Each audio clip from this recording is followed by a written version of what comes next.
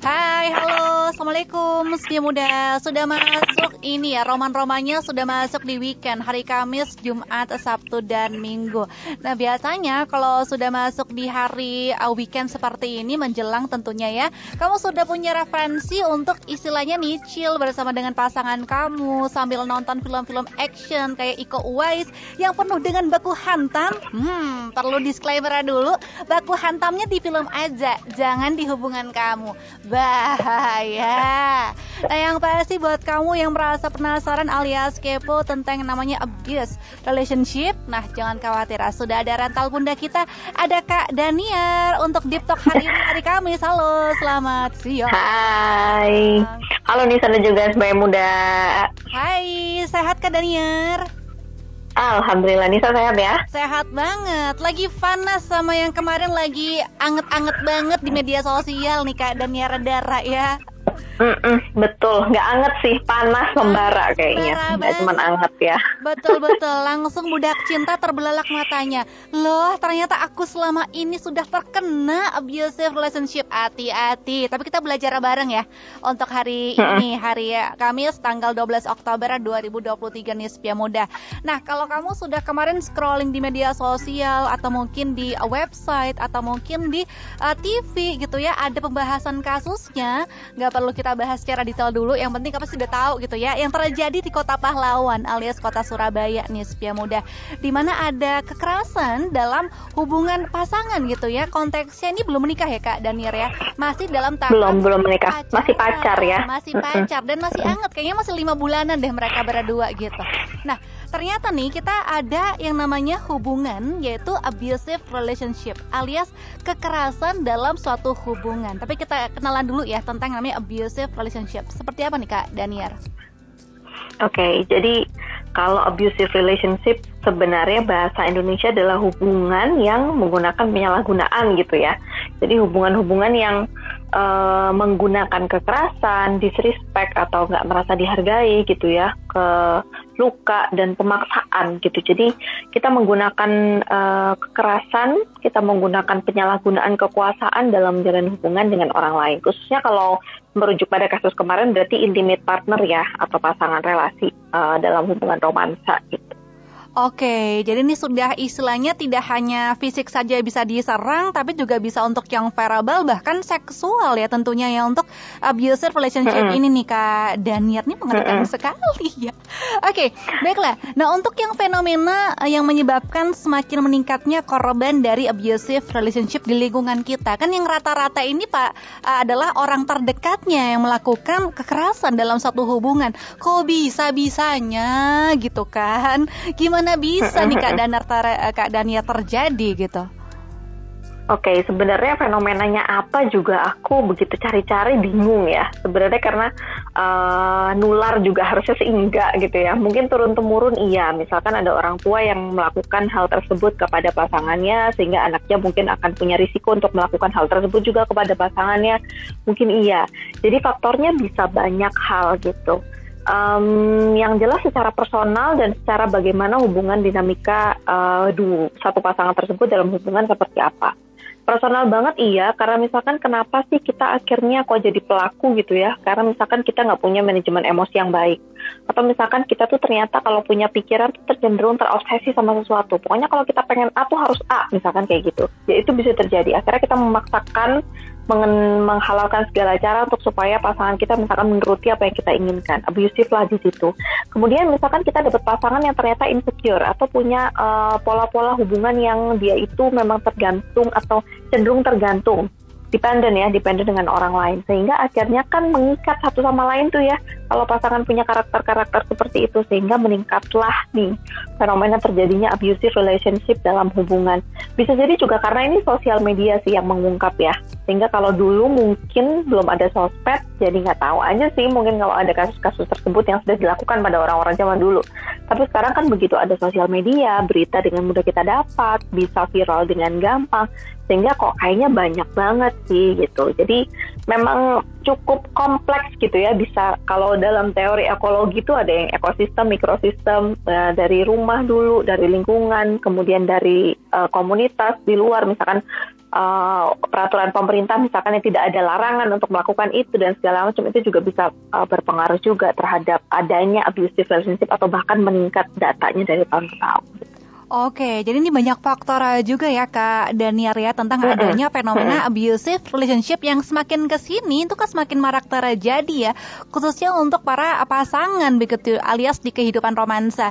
Seperti yang tadi pasangannya tidak punya anger management yang baik, kemudian merasa insecure terhadap tadi pasangannya, kalau misal nggak aku iket banget ntar dia kabur lagi ya, atau mungkin punya trauma di masa lalu juga bisa ya Kak Daniar ya. Bisa banget. Jadi pengalaman-pengalaman di masa lalu itu memang sangat berpengaruh. Bagaimana misalkan ya tadi orang tua dulu mengasuh kita tuh seperti apa. Misalkan orang tua kita menggunakan kekerasan, maka ya kita hingga mewajarkan ya bahwa kekerasan itu berarti boleh loh dilakukan oleh orang terhadap orang lain. Padahal kan orang tua dan anaknya tuh sayang ya. Ternyata pada orang yang kita sayang pun kita boleh mukul misalkan. Sehingga dia punya mindset yang sama bahwa aku tuh berhak dan boleh melakukan hal tersebut kepada orang yang aku sayang. Misalkan seperti itu. Atau misalkan dia tumbuh menjadi orang yang kalau berrelasi dengan orang lain itu cenderung tergantung. Jadi dia punya insecure attachment, anxiety attachment dengan orang lain. Sehingga kelekatan dia dengan orang itu cenderung khawatir. Sehingga kalau misalkan dia memilih untuk ketika berrelasi dengan orang lain itu, ya aku harus nggak bisa kalau aku sendiri. Aku lebih baik bertahan dengan orang yang salah daripada aku single, misalkan kayak gitu. Ada orang-orang yang tipe insecure attachment seperti itu, sehingga akhirnya dia berusaha mempertahankan dan nggak apa-apa untuk bertahan dalam hubungan yang abusive, misalkan kayak gitu. Jadi faktornya tuh benar-benar macam-macam, tapi memang kurang lebihnya pola-polanya seperti itu ya, dari keluarga seperti apa, personal bawaan diri kita seperti apa, sehingga kompleks dan bergabung dengan pasangan yang polanya seperti apa gitu. Oke, baiklah. Nah, Kak Daniar gitu, kalau kita ngomongin masalah abusive relationship, apakah beda-beda tipis dengan toxic relationship? Mungkin ada yang agak bingung ya, ini ada yang namanya toxic relationship, ada abusive relationship. Nah, mungkin perbedaannya apa? Atau mungkin sama gitu ya? Sebenarnya abusive itu kan lebih spesifik ya. Jadi abusive relationship itu sebenarnya masuk dalam toxic relationship. Jadi abusive relationship itu pasti toxic relationship, tapi toxic relationship belum tentu abusive yang sampai physical, terus kemudian seksual sampai yang emosional. Oke. Gitu. Jadi ya masuk ke dalam toxic relationship gitu. Baik, berarti kalau sudah masuk kategori abusive, dia masuk level dewa gitu ya, dewa di atas segala dewa ini ya.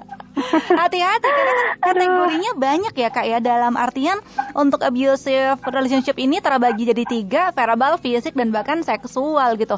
Mungkin bisa untuk diinformasikan perbedaannya apa sih kalau verbal seperti apa, fisik, kemudian secara seksual seperti apa nih Kak Daniar? Emang paling gampang itu mengkategorikan ke physical ya, physical abusive. Jadi kalau physical abusive kan pasti kelihatan, entah itu pukul, terus kemudian ya hal-hal kekerasan yang dilakukan secara fisik. Itu enak banget kelihatan dan bisa divisum. Jadi kalau mau laporin tuh bisa juga gitu. Oke, benar, cepet gitu ya buktinya. Jadi, ya. Ada buktinya gitu ya. Itu sangat bisa dilaporkan. Kemudian yang kedua mungkin yang agak juga bisa lihat secara kasat mata secara pandangan mata adalah seksual ya. Jadi seksual itu kita memaksakan pasangan kita untuk melakukan aktivitas seksual dalam pasangan gitu ya, dalam hubungan tanpa concern atau tanpa persetujuan, sehingga terjadinya adalah pemaksaan gitu ya, pemaksaan dalam kaitan seksual. Kemudian yang ketiga adalah emosional. Emosional nih yang agak-agak kadang-kadang kita dibutakan oleh cinta gitu ya Nisa ya. Jadi apakah ini memang hakku untuk dimarahi gitu ya? Apakah ini memang hakku untuk diperlakukan seperti ini karena memang dia sayang sama aku, dia nggak mau pisah sama aku, sehingga dia mungkin lebih memilih untuk marah sama aku dan segala macam. Jadi kayak gaslighting, terus kemudian perilaku manipulatif. Nah itu sebenarnya masuk dalam emotional abuse. Oh oke. Jadi mulai sekarang bisa untuk belajar gitu ya, melihat tindakan atau mungkin perilaku pasangan jangan-jangan bisa mengarah ke abusive relationship gitu ya kan. Seperti mungkin posesif, ghosting, gaslighting. Ini bisa kena mental juga, mentalnya breakdance juga nih kalau lama-kelamaan dibiarin gitu ya.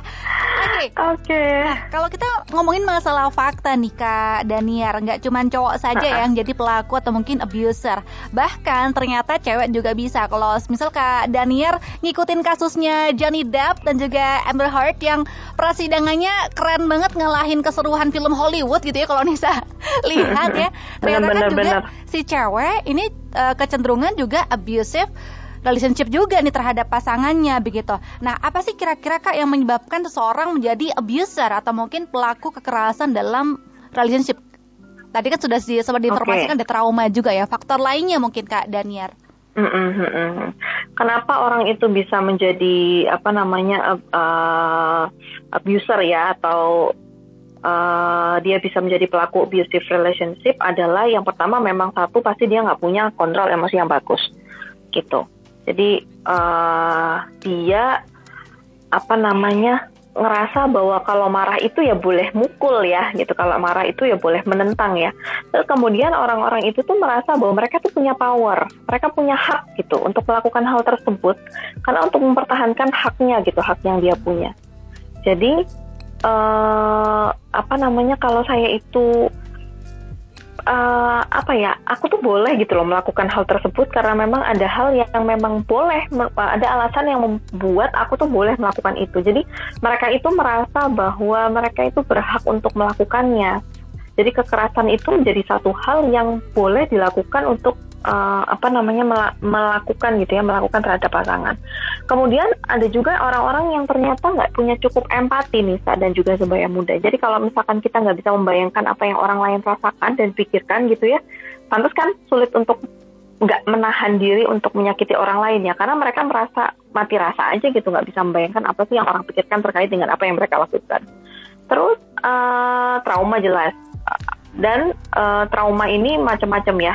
Traumanya ada yang misalkan tadi trauma yang di masa lalu, terus kemudian trauma-trauma yang terjadi dalam orang tua. Banyak hal kalau kita ngomong soal trauma ini pasti masing-masing orang pasti beda-beda konteks traumanya. Atau juga ternyata sebenarnya di balik kekerasan yang orang-orang abuser lakukan ini adalah mereka sebenarnya punya ketakutan yang berlebihan. Yang sebenarnya deep inside itu mereka rasain. Takut apa? Nggak tahu sebenarnya gimana. Jadi sebenarnya orang-orang yang menunjukkan powernya dengan penyalahgunaan kekuasaan ini adalah orang-orang yang insecure sebenarnya dalam dirinya. Mereka mungkin punya ketakutan yang cukup besar dalam satu hal lain gitu ya. Mereka punya kecenderungan untuk khawatir dan cemas banyak hal tentang apapun kita juga nggak tahu. Sehingga cara untuk melampiaskan ketakutan mereka adalah melakukan kekerasan kepada orang lain. Baiklah. Jadi agak-agak ini yang unconscious ya sifatnya ya. Jadi hal yang mungkin tidak dapat dilihat oleh orang biasa gitu ya. Dan tidak gampang disadari oleh pelaku abusif. Gitu. Karena mereka sudah terbiasa untuk melampiaskan segala emosinya lewat tindakan pemukulan, kekerasan. Karena tadi ya, dalam artian mereka istilahnya dibolehkan, marah berarti aku boleh mukul nih, aku bisa istilahnya menentang. Dalam artian mereka istilahnya tetap mempertahankan kekuatannya dan juga istilahnya mendapatkan apa yang mereka mau dengan cara kekerasan seperti itu ya Kak Daniar ya. Iya, ada obsesi juga kan di situ ya. Jadi kalau mereka merasa harus kalau dapat sesuatu tadi mereka punya harus dapat sesuatu ya mereka harus dapetin itu gitu. Jadi ya menghalalkan segala cara itu tadi nih sayang seperti kita jelasin di awal. Baiklah. Nah juga nih Kak Daniar, banyak kasus kalau kita lihat ya Kak, kita telisik lebih dalam lagi. Sebenarnya untuk pelaku kekerasan ini alias seorang abuser, ternyata apakah bisa punya dua kepribadian gitu ya? Karena kan kalau kita lihat kayak semacam figur yang kemarin itu kan tampak baik-baik saja dan dia kalau nggak salah kuliah jurusan komunikasi loh Kak.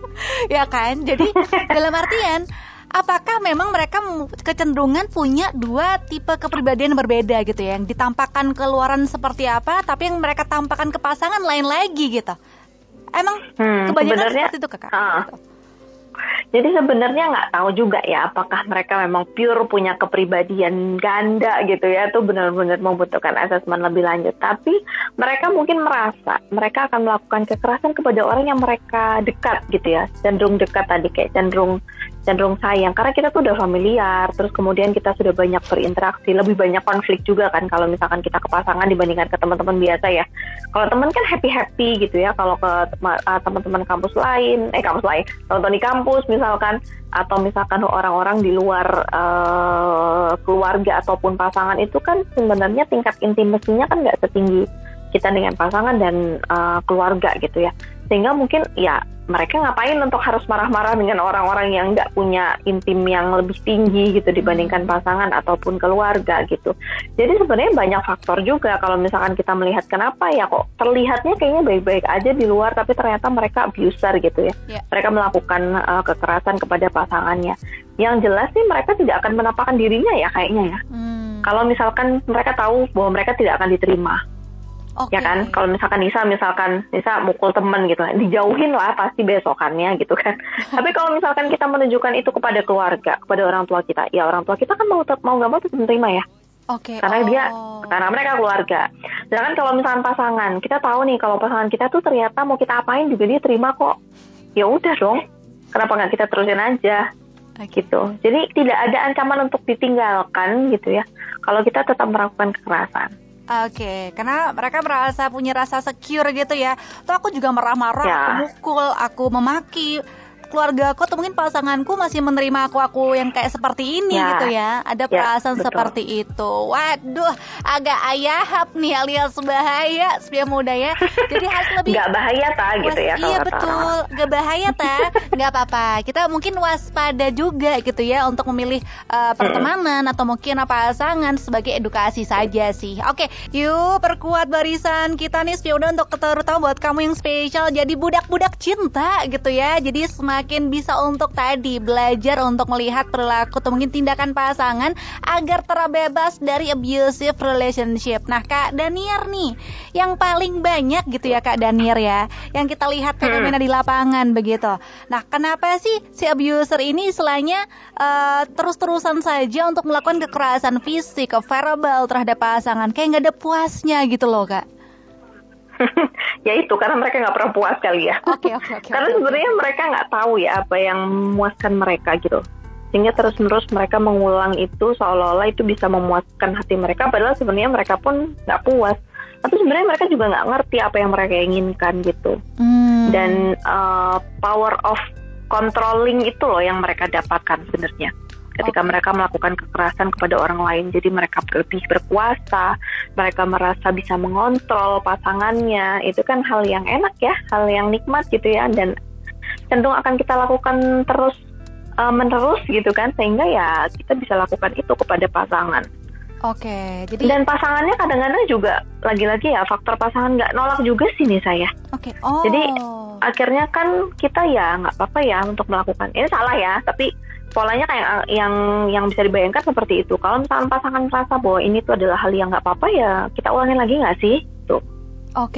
Baiklah. Nih dalam artian ini sudah sakit-sakit tapi bikin nagih ternyata ya kalau hal seperti ini tidak segera kita tuntaskan saja gitu. Nah polanya ternyata mereka ada efek semacam kebanggaan gitu ya kalau semisal mereka bisa menunjukkan powernya, kontrolnya terhadap pasangan yang ternyata lempeng-lempeng baik, dikasih kekerasan gitu Setia Muda ya. Baiklah. Nah kalau untuk yang istilahnya nih para kan terkadang kalau kita melihat teman kita sendiri misalnya gitu ya, kenapa sih kok dimaafin terus-terusan aja kan sudah berulang kali. Ya gimana mungkin dia cinta nih sama aku. Nah bisa untuk diberikan penjelasan faktor cinta apakah mungkin si pasangan perempuan ini ada harapan si cowok ini bisa berubah. Apakah betul atau cuma mitos Kak Daniar kalau pasangan yang sudah terkenal abuser? Nah jadi tuh sampai ada penelitiannya ya Nisa. Ada yang namanya cycle of violence gitu, cycle of abuse gitu ya, cycle of abuse dalam hubungan. Jadi memang yang pertama tuh tension build. Jadi si abuser ini membuat tension tuh intens gitu ya emosinya, yang bikin akhirnya si korban ini merasa stres. Kemudian terjadilah yang kedua adalah insiden. Jadi ada insidennya. Jadi akhirnya terjadilah kekerasan itu baik secara fisikal, verbal, emosional, bahkan seksual gitu ya, yang akhirnya bisa mendominasi si korban. Kemudian yang ketiga setelah kejadian itu terjadi ada yang namanya reconciliation. Jadi si abuser ini minta maaf gitu ya, terus kemudian merasa setelah mereka minta maaf, akhirnya merasa tidak ada yang sedang terjadi, kayak nothing happen, gak ada yang terjadi, kita udah baik-baik aja kok sekarang, oke, aku minta maaf apa yang aku lakukan, udah kita baik-baik aja, kita sayang-sayangan lagi. Kemudian ada yang namanya fase calm atau fase honeymoon, jadi hubungan mereka kembali seperti semula. Oke. lebih damai, kemudian nggak ada yang seperti nggak ada yang terjadi, benar-benar kayak honeymoon lagi gitu, sayang-sayangan lagi. Sebelum nantinya balik lagi ke tension build lagi, insiden, kemudian reconciliation, kemudian ke calm lagi, dan begitu seterusnya. Sehingga kenapa akhirnya ini juga berkaitan sih, kenapa akhirnya kok korban-korban ini merasa sulit untuk keluar ya dari abusive relationship, karena mereka merasa bahwa nanti akan ada saatnya si abuser ini baik lagi. Gitu, enggak, ini dia hilaf aja kok sebenarnya gitu, karena nanti ada fase reconciliation lagi dan fase calm lagi, sehingga mereka merasa bahwa it's part of our relationship aja gitu, ini jadi bagian kita dalam berhubungan sehari-hari aja gitu, bukan sesuatu yang harusnya diputus atau disudahi. Kemudian langsung kita lanjut ya, kenapa akhirnya korban ini sulit untuk keluar dari abusive relationship, karena juga ada faktor transaksional. Kalau kita ngomongin soal ekonomi, ada transaksional ya. Aku sudah memberikan apa yang sudah kita jalani, aku dapat apa, aku kos apa, aku investasi apa gitu ya. Sehingga sayang ya kayaknya kalau dilepas ya. Apalagi misalkan udah bertahun-tahun gitu ya. Udah cukup lama, sudah banyak waktu yang aku berikan, sudah banyak uang yang aku keluarkan misalkan untuk hubungan ini. Aku dulu sulit dapetin dia, ya udahlah ya, nggak apa-apa, nikmatin aja lah ya kayak gini. Sehingga ada namanya sunk cost fallacy. Jadi kita merasa bahwa sayang dengan hubungannya, bukan sayang dengan orangnya ya. Kita sayang dengan hubungannya. Sehingga kita merasa nggak apa-apa untuk bertahan dalam abusive relationship. Oke, Gitu. wah. Jadi tadi fase reconciliation dan calm tadi juga menunjukkan segala rupa positifnya gitu. Di sisi lain juga kita merasa ada sayang di situ. Sayang hubungannya ya, bukan sayang orangnya. Sayang hubungannya, ya udahlah ya, nggak apa-apa, daripada aku tadi misalkan single, ya udah aku bertahan dengan orang ini juga nggak apa-apa. Oh, oke. Jadi untuk yang namanya cycle of violence ini cukup ngeri juga ya, dimana insiden minta maaf, kalem lagi, hubungan honeymoon avenue lagi, insiden lagi, gitu terus sampai negara api menyerang gitu ya. Nggak berhenti-berhenti. Jangan dong. Beneran loh, kalau semisal nggak dari salah satunya untuk bisa speak up atau mungkin membuat istilahnya tindak lanjut yang untuk menyudahi ini gitu ya Kak Daniar ya. Oke. Nah, Betul. kalau untuk semisal nih, ini dampaknya akan seperti apa sih Kak Daniar kalau terus-terusan aja dibilangin nggak bisa, mau speak up nggak berani, masih sayang. Emang dampak jangka panjangnya seperti apa nih Kak Daniar? Ya begitu aja terus. Siklusnya berulang aja terus gitu ya. Sampai dia akhirnya mungkin kehilangan jati diri gitu. Kita kehilangan peran gitu. Kita kehilangan diri kita sendiri sebenarnya. Kita ini sebenarnya siapa sih? Kita ini sebenarnya pengennya apa sih? Kita sebenarnya maunya apa sih? Karena kita kebanyakan dikontrol. Kita kebanyakan diperlakukan dengan tidak baik, sehingga seolah-olah kita tuh merasa boleh diperlakukan tidak baik. Padahal tidak ada satupun manusia di dunia ini yang berhak atau boleh diperlakukan dengan tidak baik oleh manusia lainnya. Jadi kita kayaknya merasa punya mindset yang negatif terhadap diri kita sendiri. Itu udah bahaya. Nanti jatuhnya ke peran-peran kita dalam situasi yang lain akan terpengaruh. Bagaimana self-esteem kita di pekerjaan misalkan, bagaimana self-esteem kita sebagai ibu misalkan, atau sebagai ayah ketika kita konteksnya sudah menikah, bagaimana self-esteem kita sebagai adik atau kakak atau bahkan anak gitu. Itu akan pasti terpengaruh oleh situasi kita yang sudah tercemar gitu ya sebagai pasangan tadi dengan kita melakukan abusive relationship. Aduh, jangan sampai deh. Pokoknya kalau udah tahu, kita harus sadar dulu bahwa ternyata yang penting itu kita harus sayang sama diri ya. Sehingga kalau kita sayang sama diri itu kita merasa bahwa orang lain tuh nggak berhak loh untuk jahat sama diri kita sendiri. Oke, jadi kita tuh sadar gitu. Ya. Kita tuh berharga, kita tuh nggak boleh loh digituin. Kita gituin diri kita sendiri aja nggak boleh, meskipun masih banyak ya orang yang melakukan self criticism. Tapi apalagi orang lain melakukan hal tersebut sama diri kita gitu. Kita self harm kan nggak boleh ya nih saya gitu. Betul. Apalagi orang lain yang melakukan harm gitu loh ke diri kita, itu nggak boleh gitu. Itu nggak ada sama sekali excuse yang bisa memperbolehkan itu. Sehingga jangan memperbolehkan orang lain untuk melakukan itu, harus keluar segera gitu. Meskipun kita tahu sama-sama bahwa tadi ada siklusnya, ada investasi yang pasti akan sulit untuk dilepas gitu, tapi memang jalan satu-satunya untuk keluar adalah ya untuk dilepas, untuk diakhiri. Oke, let it go. Emang berat sih di awal, tapi daripada kamunya terus jadi korban kan makin bahaya gitu ya. It's okay to let it go. Benar. Biasanya juga kalau pengalaman dari konseling dengan klien-klien ya Nisa, mereka kesulitan untuk keluar dari abusive relationship adalah mereka tidak terbayang bagaimana hidup mereka setelah mereka keluar dari abusive relationship. Oke. Ya misalkan nih, ketika aku nanti nggak punya pasangan lagi, terus aku kalau punya masalah cerita sama siapa? Sesimpel itu ya, sesimpel mereka misalkan nggak punya partner yang dekat lain gitu ya, misalkan lagi nggak punya teman yang dekat, keluarga juga misalkan lagi jauh. Sesimpel nanti besok aku kalau mau cari makan sama siapa? Gitu. Misalkan jadi hal kecil yang sehari-hari yang mereka tidak bisa bayangkan ketika mereka harus lepas dari si abuser gitu. Oke, ketergantungan tadi itu ya, depending gitu ya kan? Ketergantungan. Ketergantungan itu dan itu tidak bisa langsung digantikan oleh orang lain ketika saat itu kita putus. Ya udah besok kita ngajak siapa lagi deh, misalkan aduh ya udah aku ngajak orang asing aja deh untuk makan bareng, nggak bisa ya. Kita ajak orang asing deh untuk cerita masalah kita yang terjadi sehari-hari apa, nggak bisa juga. Karena ada bonding. Jadi mereka menggantungkan. Kenapa? Ada bonding yang sudah terikat sekian lama gitu ya. Benar, sekian lama tapi salah sebenarnya. Jadi kita itu merasa ada kebutuhan yang bisa dipenuhi oleh pasangan si abuser tadi, yang akhirnya kita nggak kebayang kalau nanti kita pisah tuh, ntar aku mau kayak gini sama siapa gitu. Bayangin ya, jadi kayak kalau kita udah dependen kan sulit ya untuk melepas. Jadi udah nih nggak apa-apa deh, gue tabokin, yang penting besok masih bisa ada teman ngobrol kan kayak gitu. Iya betul. Jadi nggak kebayang. Jadi untuk meyakinkan diri bahwa kita tuh bisa loh sendiri. Untuk korban-korban abusive relationship itu yang perlu kita kuatkan. Kalau misalkan sebagai muda di sini juga Nisa punya teman yang sebagai korban ya. Jadi mereka perlu dikuatkan bahwa mereka itu nggak apa-apa loh, untuk sendiri tuh bisa. Karena sejatinya sampai kapanpun kita hidup, kita menikah atau tidak, kita punya anak atau tidak, yang bisa kita andalkan adalah diri kita sendiri kan. Karena kita pasti akan ditinggalkan oleh orang-orang di sekitar kita gitu.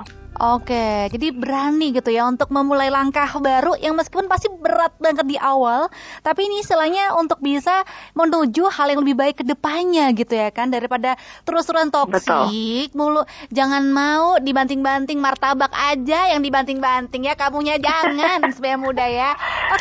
Jangan dan gimana? Nah, jangan, kadang-kadang mereka memang butuh bantuan profesional untuk bisa meyakinkan ini, karena nggak gampang untuk meyakinkan ini dengan mempermodalkan diri sendiri. Misalkan setelah sekian lama udah diperlakukan sebagai korban manipulatif lagi, misalkan pasangannya juga kayak gitu, sehingga self esteem kita udah jatuh-jatuhnya. Untuk meyakinkan diri bahwa diri kita bisa tuh memang nggak gampang, dan kalau memang butuh bantuan profesional ya ayo gitu. Jadi harus tahu bahwa kita mampu atau enggak untuk sendiri, kalau enggak ya harus bisa dibantu sama orang lain. Baiklah, nggak usah malu ya, nggak usah ragu. Toh juga untuk bantuan profesional ini istilahnya kau bisa mencurahkan segala isi hati di tangan yang tepat gitu ya. Jadi nggak labil lagi gitu loh perasaannya untuk berani melangkah maju gitu kan ya Kak Daniar Dara ya. Baiklah, Kak Daniar, kalau semisal amit-amit, naudzubillah gitu ya, abusive relationship ini terjadi dalam hubungan pasangan suami istri. Nah kalau misalnya ketika konteksnya masih pacaran kan masih bisa putus ya Kak. Cuman kan nggak gampang gitu kan ketika sudah berumah tangga gitu. Kira-kira apa sih langkah apa saja yang harus kita tempuh supaya bisa istilahnya memberikan rumah tangga ini damai gitu kan, hangat lagi tanpa adanya kekerasan tentunya. Kalau sudah terjadi misalkan ya kompleks. Kalau kita ngomong soal pasangan suami istri emang jauh lebih kompleks nih, karena ya nggak bisa langsung putus gitu ya, nggak bisa langsung diakhiri. Yang pasangan aja sulit untuk mengakhiri gitu ya, apalagi yang pasangan suami istri, belum ditambah value-value lainnya. Misalkan sudah ada anak, kemudian ada jabatan tertentu mungkin. Ya kan, yang dipunya oleh pasangan, itu sulit loh untuk lepas. Karena ada value lain di luar kita sebagai pasangan yang membuat akhirnya kita merasa sulit untuk keluar dari abusive relationship. Jadi dilihat dulu value yang kita punya sebenarnya yang kita bawa dalam pernikahan itu apa. Sama kayak misalkan gini, ada pernah satu kisah nih, misalnya dia korban KDRT, tapi dia tetap mau bertahan karena dia merasa dalam agamanya itu tidak boleh bercerai. Ya, dalam agamanya tidak boleh bercerai. Terus gimana dong? Apakah kita sebagai psikolog harus tetap force dia untuk harus bercerai? Gak bisa. Karena dia merasa value yang dia punya, value agama yang dia angkat gitu ya, yang dia punya dalam hidup, merasa tidak boleh yang namanya bercerai. Sehingga apa yang kita lakukan ya, kita kuatkan sebisa mungkin personal diri dia, self esteem dia, sehingga dia merasa dia diperlakukan itu karena memang pasangannya yang mau memperlakukan itu, bukan karena dia berhak diperlakukan seperti itu. Bayang nggak nih, Sa? Iya, betul, kayak betul. ya gitu ya, Iya, kayak betul. karena memang ada value lain yang akan dibawa oleh masing-masing orang, suami dan juga istri ke dalam konsep pernikahan. Belum lagi ada jabatan tertentu juga yang tidak memperbolehkan, misalkan dia punya jabatan gitu ya, terkenal, publik tahu, netizen tahu dia, nggak mungkin dia akan publish bahwa dia melakukan KDRT, bahwa istrinya korban KDRT. Itu juga sulit. Sehingga ya apa yang kita lakukan ya sama seperti yang KDRT tadi. Selagi kita juga tetap mengencourage bahwa itu adalah hal yang salah dan tidak ada kaitannya dengan kesalahan-kesalahan yang kita dilakukan oleh korban. Oke, baik. Berarti memang faktor-faktornya tadi ada value yang harus dia istilahnya pegang terus nih dalam hubungan rumah tangganya, dia pegang, makanya self esteemnya itu lebih ditingkatkan lagi begitu ya Kak Daniar ya, supaya istilahnya ngadem-ngademin gitu loh untuk bertahan dalam rumah tangganya. Dan semoga saja sang suami juga bisa untuk berubah perlahan-lahan menjadi pribadi yang lebih baik juga. Oke, Kak Daniar. Tapi harapan untuk berubah tuh agak-agak serem juga ya. Betul, tapi insya Allah kan gak mungkin. Kalau dalam pernikahan itu, makanya yang kadang dilupakan oleh orang adalah paling yang harus dikuatkan adalah hubungan suami istrinya. Oke. Dulu. Makanya honeymoon phase itu sebenarnya bukan masanya enak-enaknya doang, tapi masa untuk memperkuat bonding sebelum nanti punya anak, relasinya semakin kompleks, belum dengan mertua, belum dengan ipar, belum dengan keluarga extended lainnya. Itu hubungannya jauh lebih kompleks. Kuatannya di mana adalah di hubungan suami dan istri. Sehingga apapun nanti masalahnya ke depan, itu yang paling kuat adalah hubungan suami dan istri. Oke. Harapannya kalau suami istrinya oke, kan nggak sampai ya terjadi yang namanya abusive relationship, ya tidak seperti yang diinginkan. Oke, jadi harus kompak dulu nih ya kan, Bapak Miswa, Ibu istri harus kompak, juga masalah komunikasi dalam menghadapi prahara rumah tangga, biar nggak jadi noktah merah perkawinan kayak di bioskop-bioskop, agak bahaya. Bener. Ya kan, jadi aku nonton tuh gak mikirnya juga seperti ini pernikahan sebenarnya. Bercanda ya, jangan bikin trauma ya, Oke. Jangan, nikah enak kok. Benar, aku sih setuju ya, aku sepakat banget kok. Oke. Kak Daniar, untuk terakhir di segmen Deep Talk kali ini, kasih dong untuk 3 mungkin rahasia supaya kita sebagai perempuan berani untuk speak up, berani untuk menolak dan juga melawan kekerasan yang kita terima dari pasangan begitu. Silakan. 1, kuatin self concept dulu, bahwa kita harus sayang sama diri kita sendiri sehingga kita bisa melihat secara objektif apa sih yang dilakukan orang lain terhadap kita. Itu benar atau salah, itu boleh atau nggak boleh. Jadi kita harus sayang sama diri supaya kita bisa melihat orang lain itu sebenarnya sayang sama diri kita atau enggak. Yang kedua, kita juga punya harus secure attachment ya. Jadi kita tuh berrelasi dengan orang itu secukupnya. Jadi misalkan kita tahu bahwa kita punya pasangan, kita tahu bahwa punya keluarga, tapi sebenarnya hubungan kita dengan mereka itu ya secure aja, jangan dibikin insecure gitu. Jangan merasa kita terlalu dependent, jangan merasa kita terlalu menghindar, itu juga nggak baik. Jadi kita punya hubungan dengan orang lain itu secukupnya, sehingga kita nggak akan terjebak dalam ketika dependent sama orang lain atau kita terlalu menghindar untuk berhubungan dengan orang gitu. Terus kemudian yang terakhir apa ya, punya kontrol emosi yang bagus deh, kayaknya tuh modal dari segala modal deh menurutku Nisa dan juga Zubaya muda dalam menghadapi situasi apapun. Marah itu tidak harus dilampiaskan dengan kekerasan, ketakutan itu ada caranya untuk menanggulanginya, kecemasan pun juga ada caranya untuk menanggulanginya. Kalau belum tahu caranya silakan konseling dengan profesional gitu kan, sehingga kita bisa tahu betul bagaimana sih caranya meregulasi emosi yang tepat dan baik. Apalagi misalkan sudah ada resiko-risiko trauma di masa lalu yang akhirnya kok kita kayaknya berpotensi ya untuk melakukan kekerasan kepada orang lain. Silahkan, kita harus sadar bahwa kita punya potensi itu dan dibenahi supaya nggak kena sampai ke orang lain. Oke, gitu. Wow, mantap banget ya, cespleng banget nih Zubaya muda yang bisa kita terapkan kalau semisal kau punya rekanan, keluarga terdekat yang masih terjebak dalam cycle of violence. Ini punya 3 rahasia terjitu langsung dari Kak Daniar Dara. Siapin self concept kamu yang betul, kemudian secure attachment dan kontrol emosi yang bagus. Baiklah, terima kasih Kak Daniar untuk segala informasinya tentang abusive relationship. Kita jadi makin banyak belajar gitu ya. Apa sih maunya pasangan, tujuannya apa sih kalau sampai tega melakukan kekerasan terhadap kita, dan kita jadi tahu juga bagaimana tindakan pencegahannya agar tidak terjadi lagi. Jumpa lagi di Kamis depan ya Kak Daniar ya, dengan tema yang lagi hits banget. Terima kasih sudah bersama kita. Muda. Assalamualaikum. Waalaikumsalam. We'll look back and laugh, just don't forget it. Gimana? Jadi semakin cerdas ya, makin pinter nih. Ya udah kita menempatkan diri dalam hal menjaga romantisasi bersama dengan pasangan. Jangan sampai segala macam kekerasan dalam bentuk apapun, entah itu yang namanya verbal, kemudian kekerasan juga, sampai yang amit-amit ada juga kekerasan seksual kamu terima dalam pasangan kamu mah iya aja, jangan sampai gitu ya. Harus cerdas dalam mengambil sikap dan juga tindakan. Berani berkata tidak kalau semisal kamu tidak ingin melakukan hal itu, dan sampaikan dengan cara yang baik-baik. Komunikasi mah yang adem-adem aja gitu ya. Jadi ketika ngobrol sama pasangan, maksud dan tujuan kamu diterima dengan baik. Jumpa lagi ya di Deep Talk minggu depan. Bye.